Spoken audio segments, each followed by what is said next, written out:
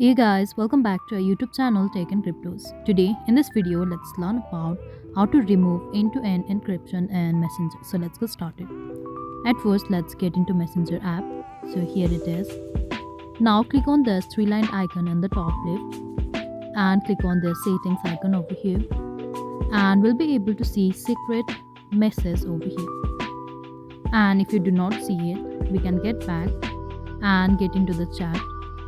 That is, so let's go for this one. Click on this eye icon over here on the top right and scroll down and click on go to secret conversation. So now we are in the secret conversation now simply get back, and here's the new conversation that is secret. Press on this one and simply delete it and click on delete now.